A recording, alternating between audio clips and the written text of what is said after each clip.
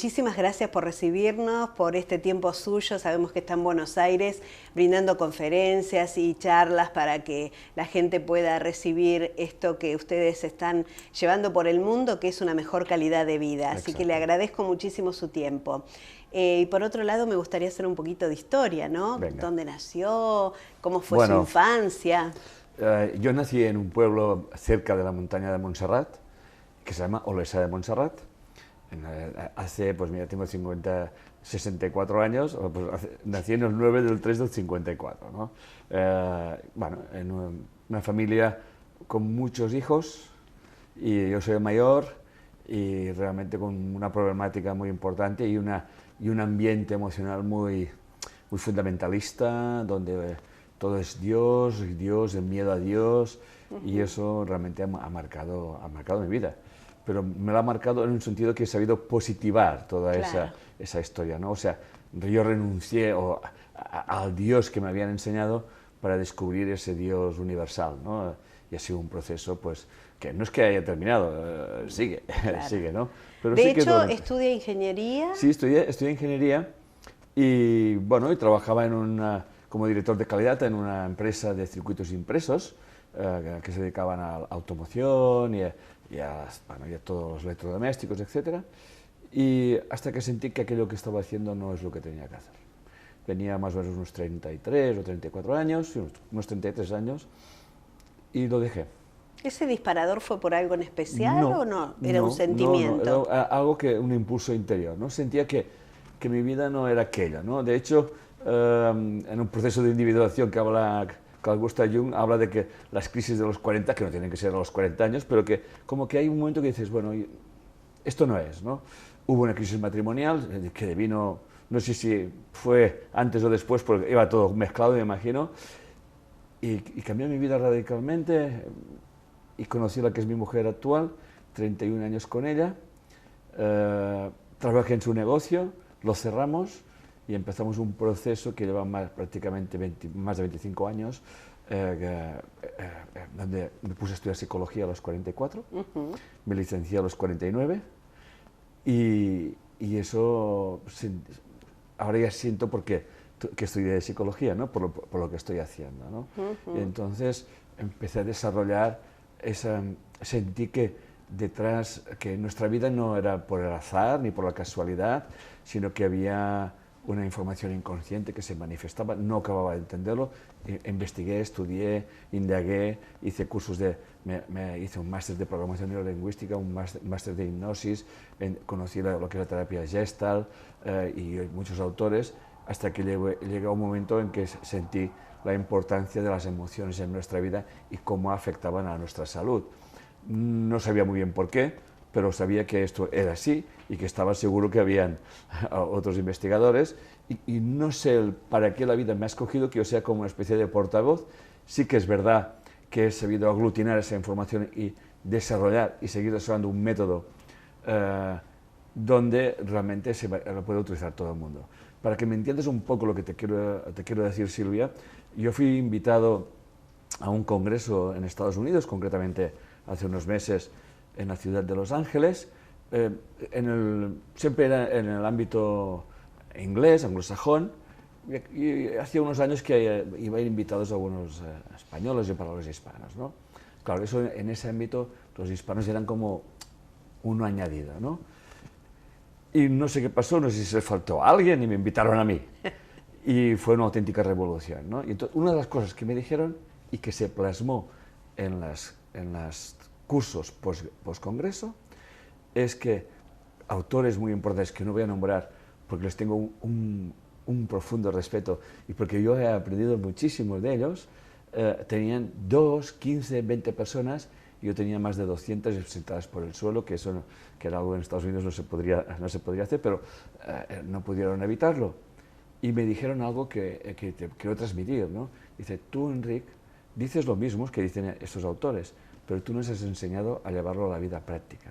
Claro, no eso es lo importante. Exacto, dice, no sirve de nada saber que la ciencia ha demostrado el efecto observador, lo que sirve es que tú nos enseñas que gracias a ese efecto lo podemos utilizar en nuestra vida cotidiana. Empieza con la biodecodificación. Sí, que sí. es un Bueno, poco... empieza antes como un proceso de curación emocional. Ajá. ¿Ok?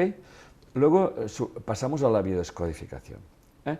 Con unas influencias de diferentes escuelas, incluso con la escuela hameriana, etcétera, etcétera, que ahora actualmente nada de nada todo eso, claro. nada. Con mucho respeto siempre a estas escuelas y a estos pensadores y estos investigadores que podemos estar más de acuerdo o más desacuerdo. Yo, por ejemplo, en Hammer había cosas que estaba muy de acuerdo y en otras en total desacuerdo. Por ejemplo, estaba en muy desacuerdo en que un paciente no podía ser tratado con medios químicos. O sea, yo he visto sufrir gente con el método hammeriano, pero claro, yo pienso que el dolor siempre tiene que calmarse, sea como sea, ¿no? Claro. Y tal.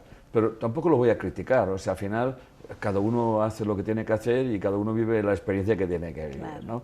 Eso es un proceso, me di cuenta, además la biodescodificación en aquel momento era un proceso muy lineal, ¿no? Claro.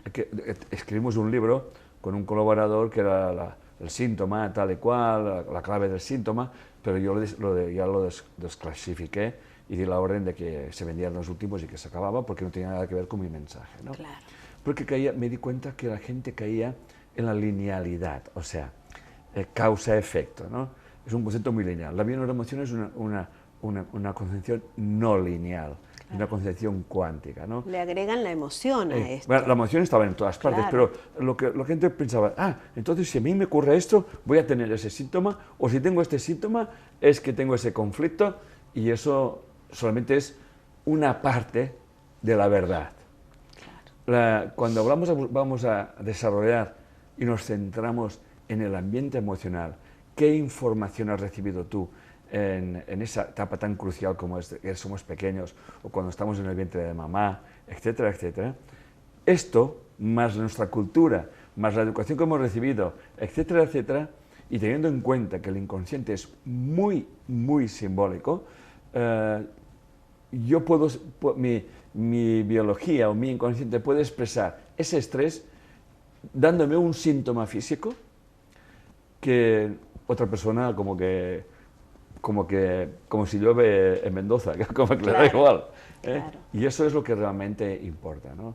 Y eso lo hemos ido desarrollando estos puntos que realmente pensamos que ya estamos lo tenemos muy hilvanado, muy asentado, y la gente que viene ahora a nuestras clases, y eso lo hemos hecho en los últimos 3 o 4 años, dicen que realmente es espectacular, porque al final tú no tienes por qué saber la información. No, es que no tengo información, pero al final la información siempre la tienes delante. Claro. O sea, la información que tú llevas es la información que tú proyectas en tus relaciones interpersonales, en las personas con el trabajo, en definitiva con todo en tu vida, ¿no? Y eso es gracias a la concepción no dual, o sea, no lineal, sino una concepción holística de que todo está en todo en cada momento, también el entrelazamiento cuántico, la información que yo he recibido o el impacto emocional que yo recibí de pequeño en ese ambiente emocional me ha producido una consecuencia en mi vida actual que se puede manifestar en un síntoma, en unas situaciones repetitivas, etcétera, etcétera, que cuando comprendemos el para qué hemos recibido eso, como el campo cuántico y el inconsciente en el tiempo no existe, esa historia mía de cuando yo era pequeño está entrelazado con la consecuencia de cuando soy mayor. Y eso es un entrelazamiento cuántico, la información no se pierde jamás, se acaba manifestando. Cuando yo cambio mi emoción con respecto a esa historia, porque comprendo lo que me pasó aquí, estoy reescribiendo mi historia. Por lo tanto, estoy transformando toda mi vida. Y yo quiero comentarte, Silvia, que, por ejemplo, la doctora Nathalie San Mateo nos dice que si somos capaces de cambiar nuestro ambiente emocional, que podemos reescribir toda nuestra historia. Y esto es lo que enseñamos actualmente en la bioneuroemoción. Reescribir tu historia gracias a la comprensión de que las situaciones que viviste de una forma determinada, tú las puedes revivir y darles otro sentido emocional gracias a la comprensión, por ejemplo, de que tus padres no pudieron o no supieron o no sabían lo mejor. Claro. Tan simple como esto. ¿Y qué pasa cuando esas emociones están ocultas y no las podemos detectar? Bueno, las emociones siempre se manifiestan. Siempre. Lo que pasa es que les damos o sea, la emoción es un impulso. Ajá. es un impulso biológico que la naturaleza a través de la evolución nos permite, nos ha dotado para reaccionar frente a una situación que nos puede impactar. Vamos a llamarle agradable o desagradable, ¿no? El miedo, por ejemplo, no es ni bueno ni malo, es perfecto, porque sin miedo nosotros no reaccionaríamos frente a un peligro.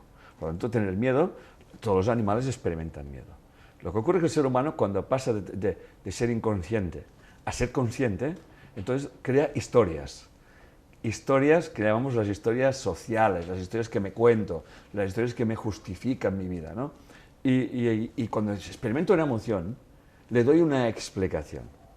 Por ejemplo, el doctor R. Damasio, en su libro El error de Descartes, habla de que yo puedo sentir una emoción que reprimo por mi educación social. Claro.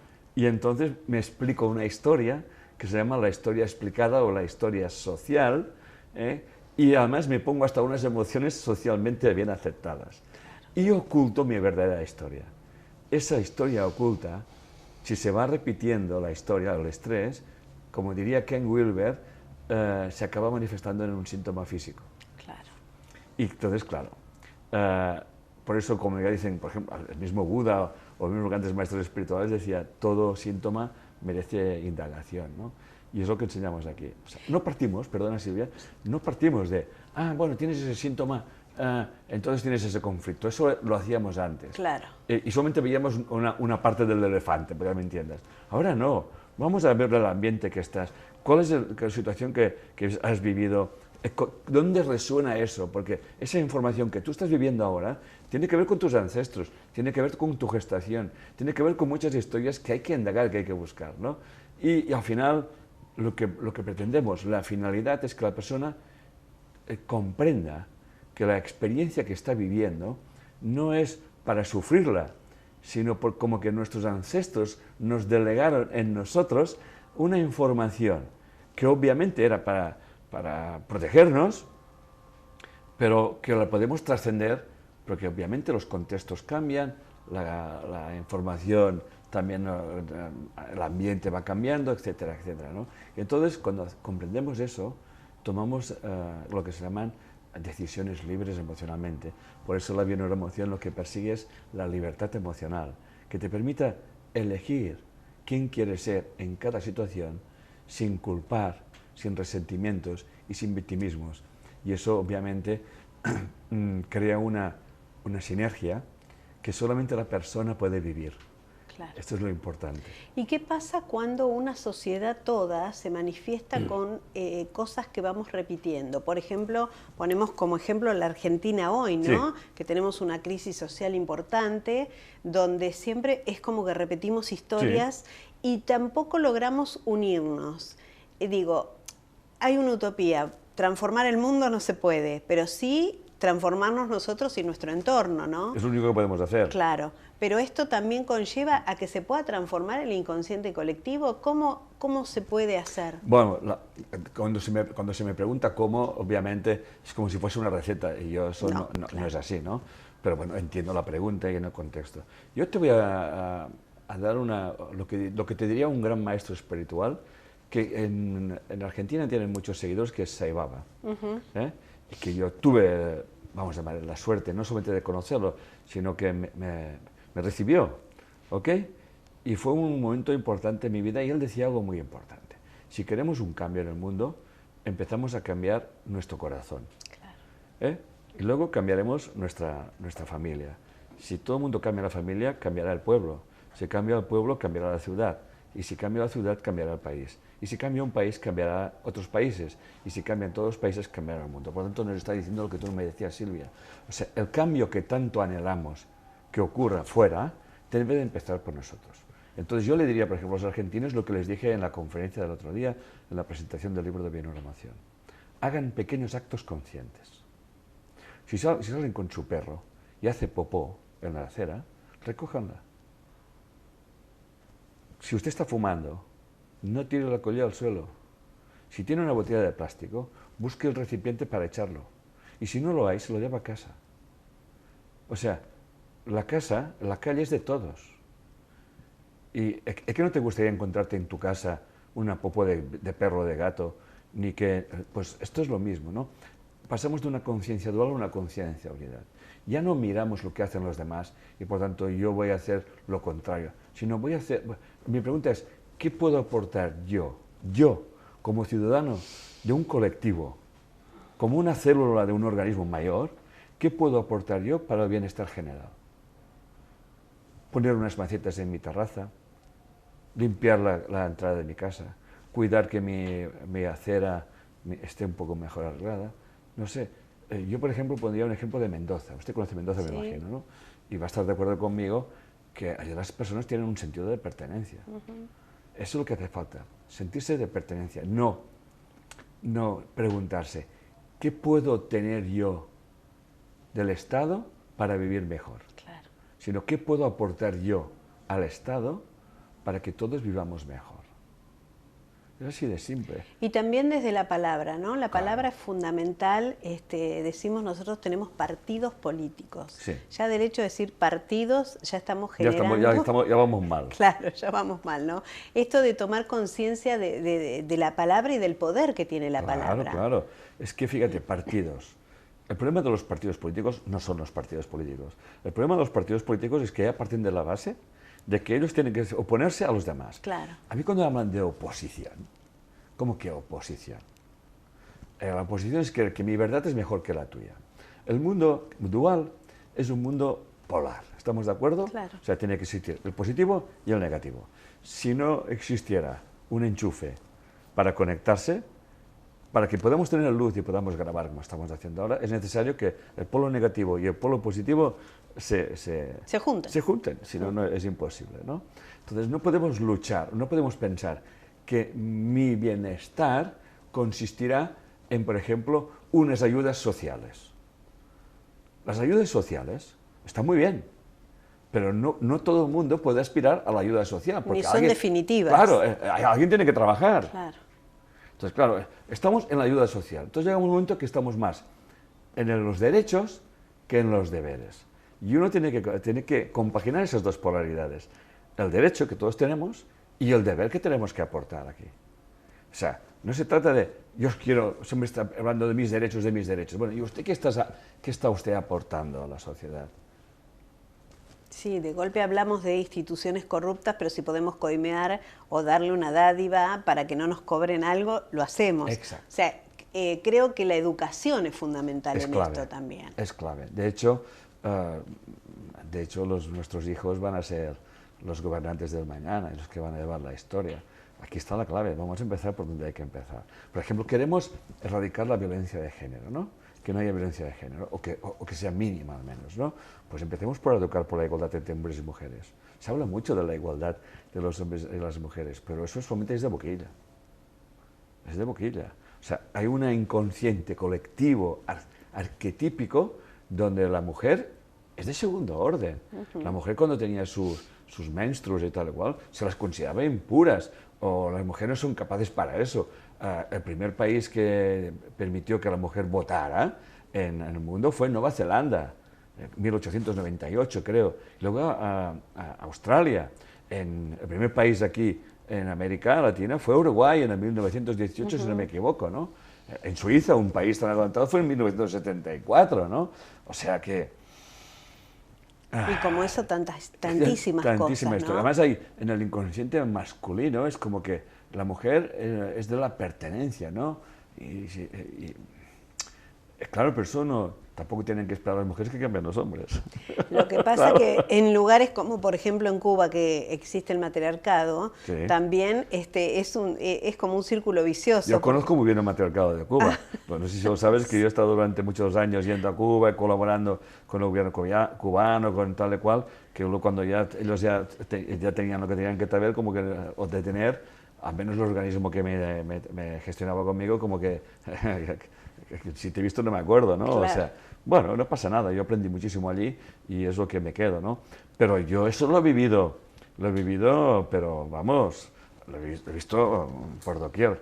Además, en una conferencia se me ocurrió decir, no, la mujer es la que protege, el hombre que da permiso, casi me tiran tomates las doctoras, ¿no? Que luego ya comprendí el para qué, ¿no? Entonces, pero la misma mujer genera. y lo dice usted, Silvia, que es una mujer, pero eso también me lo decían los doctores de allí. Nuestro miedo a que nuestro macho nos deje hace que busquemos un macho antes de que nos deje. Claro, y claro, y eso es una rueda que no acaba nunca, ¿no? Claro. Y se ha convertido en un matriarcado, ¿no? También pasa en la cultura afro de Estados Unidos, ¿no? O sea, esos barrios donde vemos una mujer con 3 hijos y de 3 varones diferentes, ¿no? Que eso tiene que ver con el inconsciente biológico de que la mujer necesita una protección. Claro. Eso lo vemos en los animales, ¿no? Una leona no permite que el macho copule hasta que ella no esté segura de que el macho se va a quedar. Lo que nos deberíamos de preguntar cómo la hembra sabe que se va a quedar, pero la acierta siempre. Por lo tanto, hay una intuición inconsciente que realmente quizás las mujeres humanas no es que la hayan perdido, sino que la tienen dormida y hay que despertarla, ¿no? O sea, ¿cuántas mujeres yo habré oído que me han dicho, yo no me tenía que casar con este hombre porque había una vocecita que me lo decía, ¿no? Hay que escuchar Lo que pasa es que a veces también salir de la zona de confort no es cómodo. Bueno, pues claro, ya lo dices tú mismo, la zona de confort es una comodidad. Es una comodidad, pero ¿no? yo siempre digo que la zona de confort, no yo, y otros autores, ¿no? La zona de confort uno la puede ir ampliando. Yo, por ejemplo, mi zona de confort se puede decir que es el mundo entero. Claro. Y ahora mismo me siento muy cómodo estando en Argentina, me siento muy cómodo estando en Colombia y me siento muy cómodo estando en México. Cuando yo les comento a los que no han salido de España o de Europa por dónde voy, me dicen, ¿no tienes miedo? Digo, tú estás hablando por experiencias de otros, no por la experiencia tuya. Por lo tanto, tú te quedas allí y tienes miedo. Vale, me dicen. Entonces, tú como una persona que ya sabes moverte por otras zonas, ¿me puedes dar consejos? Digo, claro, precisamente eso sí que te lo puedo dar. O sea, allí donde vieres, allí donde fueres, haz lo que vieres, y lo primero que hago yo cuando llego a un país es preguntar mucho y saber cómo se gestiona, cómo hay que gestionar tu modus vivendi en aquel país, en qué cultura, cómo se expresan, cómo hay que hablar, cómo hay que dirigirse, etcétera, etcétera. Y se llama adaptación, que es una supervivencia también, ¿no? Yo nunca me he encontrado con ningún problema en ningún sitio. Nunca, y llevo ya viajando un montón de años, ¿no? Yo creo que habré atravesado el Atlántico más de 90 veces, o sea que... Claro, también es la predisposición que uno va a un lugar, ¿no? Claro. Es lo mismo pasa en la casa. Con respecto a los hijos, quería retomar el tema de la familia, ¿no? A veces vemos padres que tienen miedo a ponerle límites a los hijos porque se pueden traumar, por un decir, ¿no? Digo, esto cuando los chicos crecen, que son adultos y se criaron sin límites, es un problema para ellos también, ¿no? Vamos a ver. A ver. Claro, es que es un concepto, ¿qué es poner límites? O sea, vamos a ver. Yo me voy a referenciar a Carl Gustav Jung, un gran maestro. Él nos habla de un proceso arquetípico y que funciona, nos guste o no nos guste, y es universal. Se llama el proceso de individuación. Ajá. ¿Ok? La individuación la podemos dividir en 2 partes. La primera parte sería la individuación inconsciente y la segunda parte, la individuación consciente. ¿Ok? Bien. Hay un proceso que siempre tiene que darse. Cuando a los 2-3 años se conforma o nace el ego del niño. Y es la típica escena que vemos de un niño que se pone a llorar porque quiere chocolate. Y le monta un follón a la madre y tal. Y la gente dice, ay, ese niño le hace falta límites. Ciertamente hay que ponerle límites, ¿no? Pero el inconsciente empieza al ego. Y el ego empieza a hacer algo que lo hacen todos los egos. Es saber hasta dónde yo puedo hacer algo. Por lo tanto, los límites son necesarios. Porque si no tendríamos un niño que no lo podíamos sacar de casa y tendríamos que ponerlo en bozal. Claro. ¿Estamos? Luego, se necesitan padres conscientes que sepan en qué proceso están. Porque en ese proceso vemos auténticas aberraciones. Niños súper limitados y niños súper condescendientes con ellos. Y ni tanto ni tan calvo. Pero eso ocurre porque los padres no son conscientes de ese proceso. Y eso debería de enseñarse. Enseñar que los hijos tienen un proceso inconsciente elevado de individuación. vivimos en una sociedad donde se está muy materialista y con conceptos muy deterministas y muy de hemisferio izquierdo, ¿me entiendes? O sea, y nos olvidamos del hemisferio derecho, que es el de la creatividad, la intuición, de procesos inconscientes que se están manifestando constantemente. Luego viene la siguiente etapa, conocida como la adolescencia. Allí surge otro arquetipo, el anima animus, donde el niño tiene que empezar a rebelarse contra la tiranía de mamá. Así de claro. Porque la mamá no lo ve eso. Y eso lo vimos ayer. O sea, mi hijo cuando tenía 12 años vino con las uñas pintadas. Yo me había divorciado de negro. Y yo, ¿cómo? Se los despinté tal y cual. Y el niño se enfadó conmigo y se fue con su papá. Digo, claro, menos mal que se fue con su papá. Luego va con su papá. Y papá es otra crisis. Papá es el del permiso. Pero tiene que llegar un momento en que el hijo tiene que rebelarse contra el permiso de papá. Y eso viene a surgir con los 18, 19, 20 años. O sea, por lo tanto son procesos normales. Cuando el hijo ya ha creado su ego, tiene su animus activado, cuando ya se desvincula de esas, vamos a llamarle, atrapamoscas de los padres, ¿ok? Que la tienen atrapado, y que creamos dependencias y que hacemos todo lo posible para que se vayan pero que no se vayan y cosas que tú sabes muy bien, Silvia. Bueno, yo creo que sabe todo el mundo. Sí. Llega un momento que este hombre, que ha superado esas cosas, si ese paso se ha hecho como se debe hacer, entonces la relación con tus hijos es muy relajada y se dicen las cosas sin faltar al respeto y tal y cual, ¿no? Ese hijo o esta hija surge la necesidad de crear un impulso que es crear una familia, ¿ok? Y ser totalmente independiente, o sea, tener un trabajo, etcétera, etcétera, ¿no? Y es como que ya le estás devolviendo al mundo lo que el mundo te ha dado, ¿ok? Y tienes unos hijos, etcétera, etcétera. Y además educas a los hijos, los educas con plena conciencia y automáticamente ellos sabrán encontrar sus propios límites, ¿sí? Uh-huh.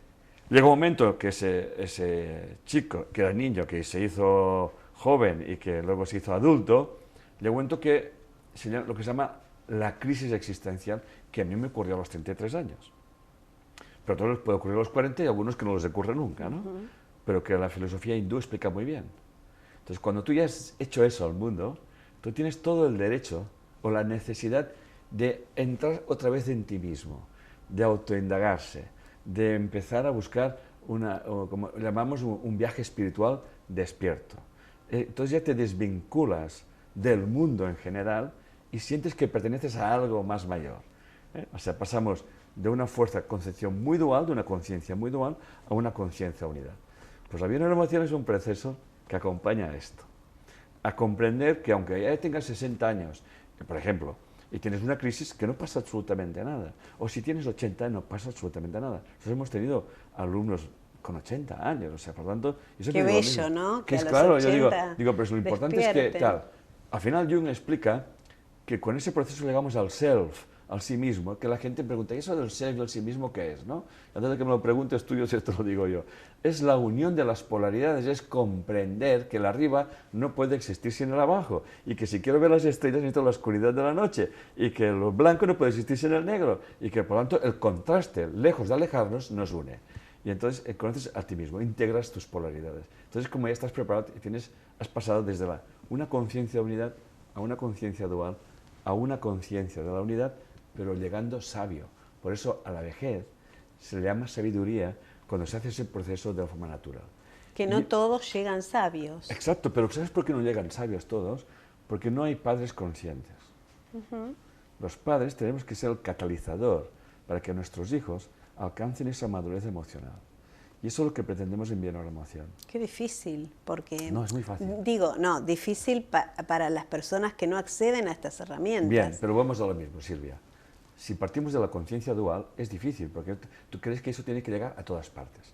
Pero Rupert Sheldrake, en los campos morfogenéticos, nos habla de que un experimento realizado con unas ratas o con unos monos o con cualquier animal en un laboratorio hay otros laboratorios que tienen los mismos animales y a la medida que esos van aprendiendo algo, los demás lo van aprendiendo. Por imitación o por No, espejo, ¿no? No, que no está, No. Ni se tiene ningún contacto. Es el campo cuántico. Claro. El entrelazamiento cuántico. Rupert Sheldrake dice que cada especie tiene su propia conciencia de especie. Por lo tanto, el ser humano, que somos una especie, el cambio que tanto anhelamos en el mundo, volvemos a lo mismo, el cambio que tanto anhelamos en Argentina, que me lo has preguntado tú antes, empieza por qué granito de arena puede cada argentino que está más en la colaboración, en la conciencia de unidad, que puedo aportar, más que esperar en qué puedo recibir. Y en esa medida irá cambiando el país, sin hacer absolutamente nada, sin decir absolutamente nada y sin hacer ningún meeting.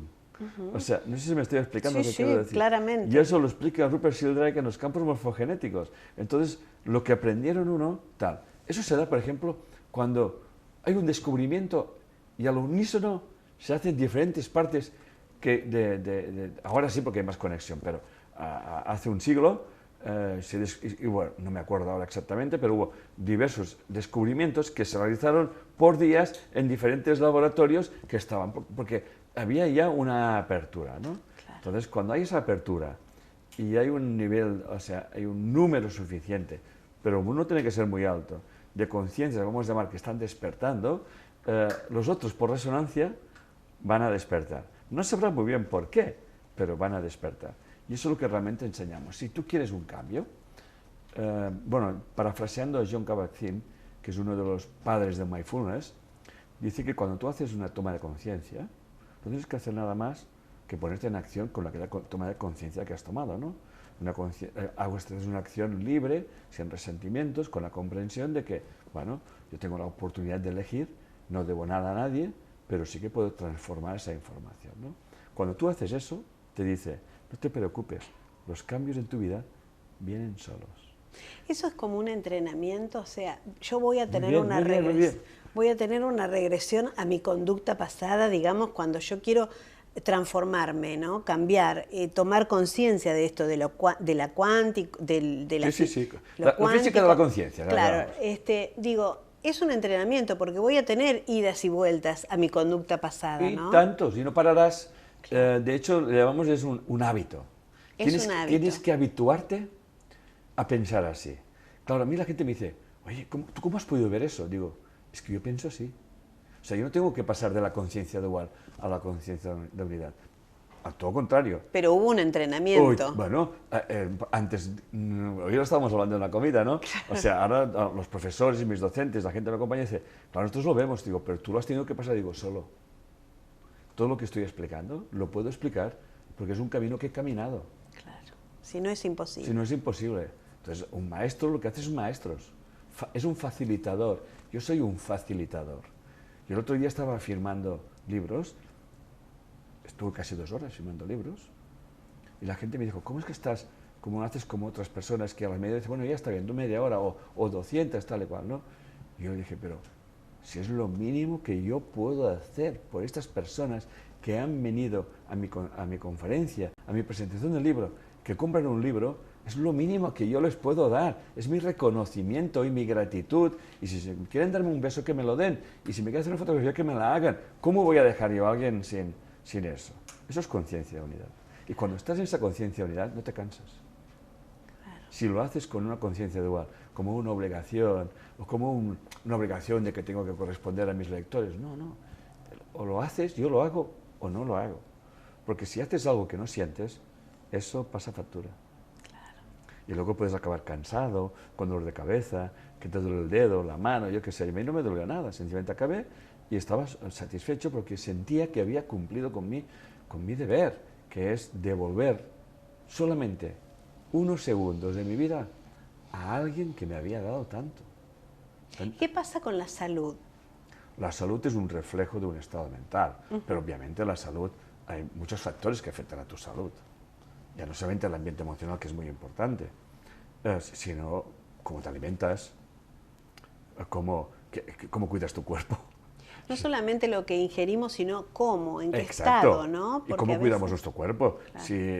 si hacemos nuestro ejercicio adecuado, en fin, hay un montón de cosas. Hay aspectos genéticos muy importantes, pero sobre todo aspectos epigenéticos, porque la ciencia ha demostrado la importancia, la epigenética ha demostrado la importancia de la información que heredamos de nuestros ancestros.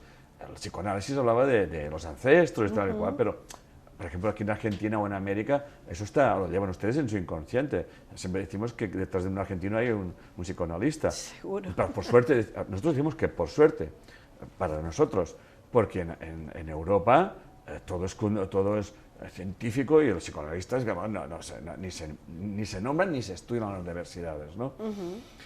Es más, cuando hablas del inconsciente es como que, qué miedo me da eso, ¿no? En cambio, Josephine Hilger, por ejemplo, en el año 53 elaboró el síndrome del aniversario cuando se dio cuenta que repetimos no solamente los hechos que repitieron nuestros ancestros o que vivieron, sino que hasta las mismas fechas que lo padecían o a la misma edad.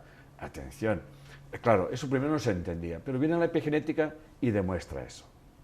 Y demuestra que el estrés, por ejemplo, Raquel Yeruda, que creo que está trabajando en una institución en New York, habla de que hizo un estudio de las madres, de las mujeres supervivientes de un holocausto nazi.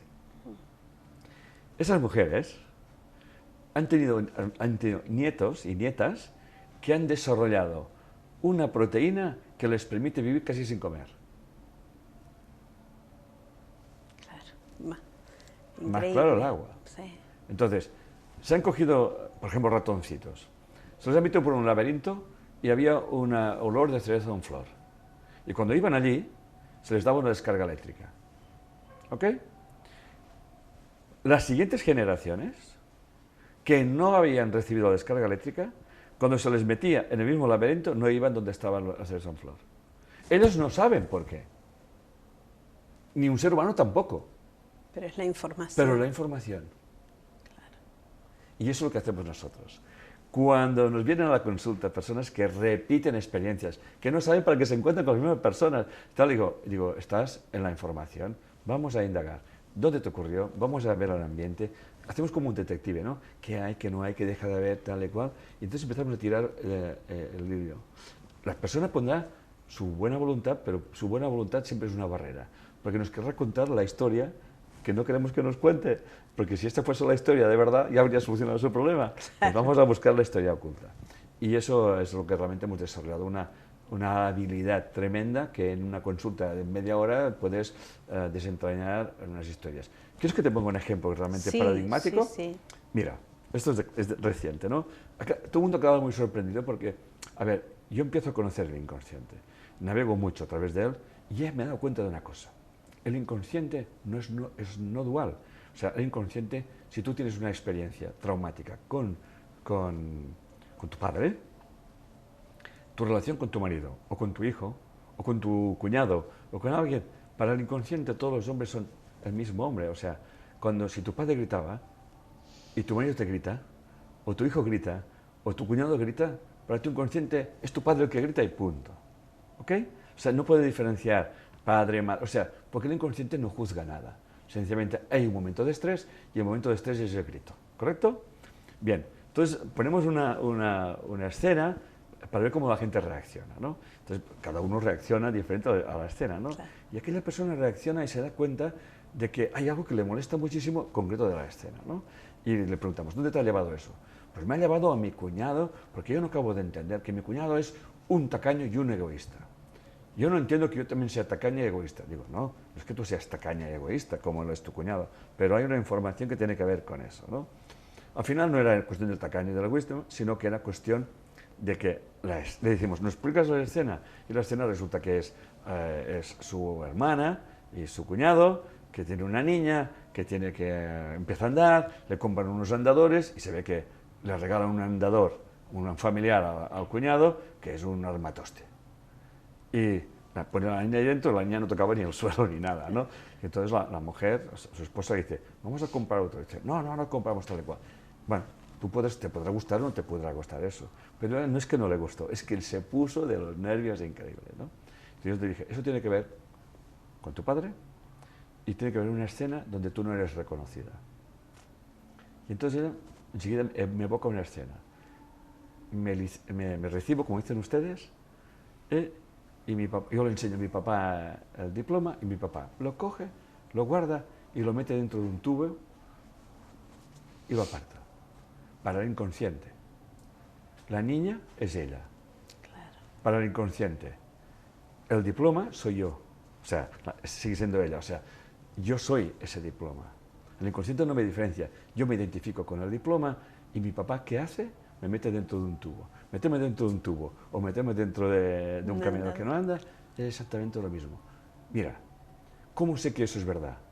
Solamente tienes que ver la cara de la persona. Se transforma. Se queda así. Se le cae una lágrima y dice, gracias, comprendí. No entendí. Comprendí. No es lo mismo entender que comprender. La comprensión es algo que surge de dentro. Y se queda relajada, se ha quitado un peso de encima. Le puede seguir molestando la misma historia, pero ya no le produce aún, porque comprendió. Y yo digo, ¿lo ven? ¿Lo ven? El inconsciente, proyectamos una historia en el mundo dual, pero al final el inconsciente lleva una información. No soy reconocida. Y me meten dentro de un tubo. No la metieron a ella, no, pero claro, sí que metieron a lo que ella se identificaba, ¿no? Cuando esto empieza a ser un hábito, entramos en un proceso muy importante que enseñamos en Bioneuroemoción, que se llama la autoindagación. La autoindagación tiene que hacerse bajo unas premisas. No hablar nunca del otro como si fuese la causa de lo que me ocurre. ¿Estamos? Por tanto, no aceptamos que la causa es exterior, si no es mía. Si yo vivo una experiencia, esa experiencia yo la he atraído a mi vida.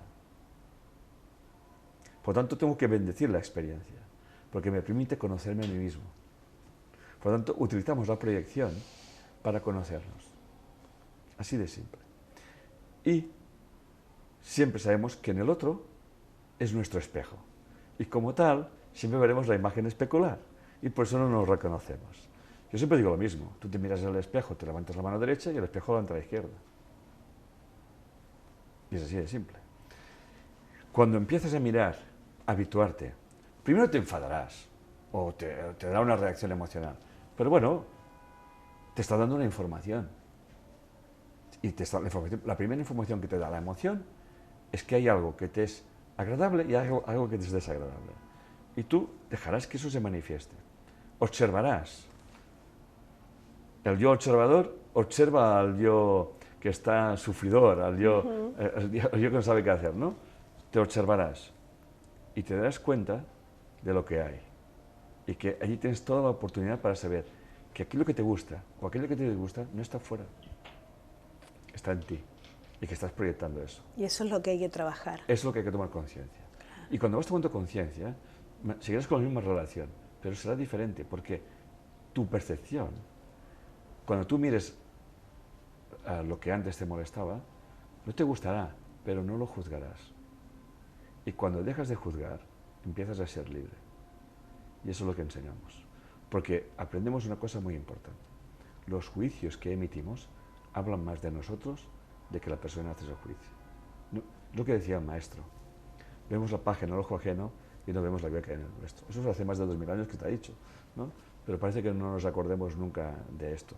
No lo dijo Jesús, lo dijo Buda, Lao Tse y tantos maestros espirituales que hoy en día la física cuántica, que muchos ya llaman la física de la conciencia, está mostrando exactamente esto, ¿no? Como diría Max Planck, dice, para el creyente Dios es lo primero y para el científico, al final, Dios está al final de las reflexiones.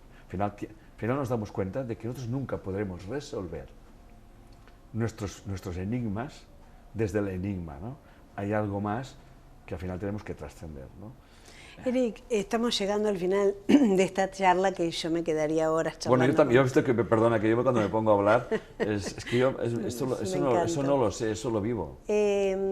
Para aquella persona que quiere buscar herramientas o que quiere emprender un camino, Nosotros aquí no tenemos el instituto está en España, bueno, en algunas ciudades, sí. en algunos países como México, bueno, Sí. muchísimos, Chile. Pero ¿dónde lo buscamos? ¿Cómo hacemos? Mira, ¿Por dónde comenzamos? Mira, nosotros siempre estamos cambiando y estamos ahora mismo ya, nos hemos dado cuenta de que hemos de hacer unos talleres de 2 o 3 días para esas personas, ¿ok? No solamente hay que hacer una formación, bueno, de hecho, la formación que hacemos siempre decimos que los primeros módulos son precisamente para uno mismo. De hecho, la bioneuromoción es para uno mismo y si quieres que al final quieres acompañar a alguien, primero tienes que acompañarte a ti. Tú no puedes acompañar a nadie donde tú no has ido. Claro. Eso está clarísimo. Es más, tú acompañarás a una persona en función de tu vibración de conciencia. No puedas llevarle más allá, eso seguro. Pero también es verdad que la persona que viene a ti también ya quizás les sea suficiente llegar hasta donde estás. Por lo tanto, no vamos a decir que eso es bueno ni malo, sino que es correcto, ¿no? Lo primero que yo les recomendaría, o sea, nosotros ya hacemos cosas muy importantes, como es hacer constantemente conferencias, colgamos las conferencias a YouTube, a nivel gratuito. También en mi Facebook y tal, igual hago pequeñas conferencias de media hora, estamos buscando hacer hasta más cortas, o sea que herramientas para que la gente pueda empezar tiene, y la gente me lo dice, la gente me dice, mi vida ha cambiado viendo los videos, etcétera, etcétera, ¿no? Pero la gente quiere profundizar más y obviamente quiere pues el cuerpo a cuerpo, el face to face, etcétera, etcétera. Estamos en ello. De momento tenemos una formación online que nos ha permitido llevar esa información a gente que no podemos ir nosotros, ni ellos pueden venir a nosotros. Hemos tenido un alumno de Alaska, o de la Patagonia, o de Afganistán. Tenemos mucha gente de Nueva Zelanda, de Australia, de Japón. Claro, ¿entiendes? No podemos estar en todas partes. Claro. Gracias a Dios, la conciencia universal nos permite desarrollar el online, que permite estar en todas partes, en todo momento, y eso es muy importante. Pero sí que es cierto que queremos todavía nos gusta leer el libro, coger un libro, y eso obviamente también me ocurre, ¿sí, no? Y estamos desarrollando pues eso, ¿no? Aparte de los talleres o de la formación que hacemos, ya estamos, yo casi te puedo adelantar, casi te voy a adelantar algo que ya estoy pensando a partir de septiembre, pues volver a Argentina, donde haremos 2 cursos presenciales, donde haremos un taller para la gente que quiera conocer, experimentar, vivir por sí mismo lo que es la bioneuromoción y además te adelanto una noticia que no está confirmada, una primicia, ¿no? Un spoiler, que le llaman, ¿no? Que es que quiero hacer un curso de milagros aquí en Buenos Aires porque siento que se lo debo. De un día entero, etcétera, etcétera, ¿no? Y voy a hacer un viaje relámpago porque estaré en Chile y Chile, vengo aquí, me voy para Chile porque ya, a mí mi mente ya se me ha hecho grande y todo ya también lo veo corto, ¿no? Por lo tanto, sí que estamos haciendo cosas, pero yo encomio a todas las personas interesadas que se dirijan al instituto, a Enric Corbera institute.com, allí tendrán toda la información, pueden preguntar lo que quieran. Tenemos personas que están contestando las redes sociales constantemente, que están atendiendo, por lo tanto, no están, o sea, acceso y un poco de paciencia, porque me voy a dirigir, ¿no? Un poco de paciencia porque somos conscientes de eso y que ya hemos decidido hacer una formación para las personas, no una formación, unos talleres, unos seminarios para la gente que solamente estén interesados en, por ejemplo, un taller de la relación de las parejas, ¿no? O cómo gestionar mis emociones, etcétera, etcétera, ¿no? Que eso en 2 o 3 días la gente los dejamos bien arregladitos, ¿no? Y luego la gente, pues eso me interesa profundizar más, ¿no? Entonces sí que recomendamos que hagan la formación. Al menos una parte de la formación está dirigida fundamentalmente, las 2/3 partes, está dirigida fundamentalmente a uno mismo, por una razón muy simple, como te decía antes. Si tú no produces ese cambio en ti, poco va a ser, ¿no? Por lo tanto, sí que estamos renovándonos constantemente. Hace 4 años que hicimos la primera formación aquí en Buenos Aires. En Argentina fue, en Rosario fue el septiembre anterior, o sea, en septiembre este año era 5, ¿no? Pero en Buenos Aires 4. A nosotros nos ha parecido que ha pasado muchísimo tiempo por los cambios que hemos hecho. Y la verdad es que estamos adaptándonos constantemente a la necesidad, al anhelo de las personas. Bien, nos estamos profesionalizando mucho. Yo quiero que sepan que en el instituto hoy en día tenemos mucha gente trabajando. En la oficina que habrá unas más de 20 personas. Luego están todo el colectivo de docentes, que puede ser 40 o 50. Luego están o sea, el instituto es se ha hecho grande por la necesidad de estar y de ser muy profesionales. O sea, si tú observas nuestros videos, tienen una cualidad, la calidad y tal y cual, porque y son gratuitos, y atendemos a mucha gente con sus problemáticas, y si hay que atender a alguien en una consulta no se le cobra si hace falta, si hay que darle un descuento especial a una persona porque creemos que lo va a aprovechar, porque ya hemos aprendido a detectar al vividor y al que siempre está del cuento, porque siempre se nos cuelan estos, Seguro. ¿no? Pues lo hacemos, pero lo hacemos con la boca pequeña y sin que la mano derecha sepa lo que hace la izquierda. Tal cual. No sé si me estoy explicando, sí, ¿no? Claro. Porque al final las cosas, por desgracia o por lo que sea, hay que hacerlas así, porque la gente parece que a la más mínima todo el mundo se apunta al mismo tren y estamos otra vez en lo mismo. ¿Y yo qué? Pero bueno, es que tu caso no es el de este. Bueno, en fin, ya sabes cómo va la humanidad, ¿no? Si estamos abiertos y seguimos evolucionando, Silvia, decir desde aquí que muchas gracias por la oportunidad de poder hablar contigo, de poder expresar desde un aspecto. Me ha gustado mucho la entrevista, porque ha sido de un aspecto mucho más humanista, más de preguntar qué es la bioneuroemoción, para qué sirve la bioneuroemoción, sino es lo que realmente vivimos nosotros, ¿no? La bioneuroemoción es un método, es una experiencia, y esa experiencia como tal la tienes que vivir. ¿Que te va a molestar? Ya te aseguro que sí. ¿Por qué? Porque te va a confrontar contigo mismo, contigo misma, y por lo tanto eso es lo primero. Pero nos va a garantizar una vejez sabia. Eso casi te lo puedo decir, porque yo soy un ejemplo de ello. Y viendo nuestros abuelos, que a veces sufren tanto la vejez, digo, se puede pensar en una vejez para el disfrute, para compartirla y no para sufrirla. Yo he visto muchas personas que me lo han dicho eso. Yo llevo unos años, nosotros hemos formado creo que más de 15.000, creo que estamos casi en unos 20.000 personas. Hemos formado, mis videos ya hace más de medio año que me lo dijeron, han sobrepasado los 30 millones de visionados. En Facebook, en mi Facebook particular, tengo ya 400.000 seguidores. En el del instituto, que empezó bastante más tarde, ya ha sobrepasado los 300.000. Estamos creciendo en las redes sociales. Nuestro mensaje llega a todo el mundo, en el sentido de que es un mensaje simple, pero que requiere algo muy importante, que el cambio tienes que estar en ti. Y vamos a dejarnos de excusas, vamos a dejar de justificarnos y vamos a dejar de hablar del otro. Solamente hablaremos del otro como alguien que viene a mi vida, que quizás me dé una mala vida en un momento determinado, pero que ha venido para que yo tome conciencia de lo... Hoy mismo decía alguien, dice, no soporto a mi marido o mi pareja porque es un rácano. Y digo, tú también lo eres. Digo, ¿yo rácana? No, digo, tú eres rácana contigo mismo. Claro. Y cuando le he dicho que eres contigo misma, se ha echado a llorar, ¿no? O sea, tú te desvives para los demás, pero te olvidas de ti. Y la vida te trae uno que se olvida de los demás y solamente mira para él. Por lo tanto, estáis en las dos polaridades complementarias. Y cuando comprendes eso, juzgar empieza a ser difícil, juzgar. Y no juzgas. A mí cuando voy por el mundo, dice, ¿y cómo son los argentinos? Digo, yo te puedo decir cómo los veo. Soy incapaz de decir cómo son. ¿Entiendes? Cómo los veo. Pero claro, mi percepción cada vez es más limpia. Entonces yo me adapto.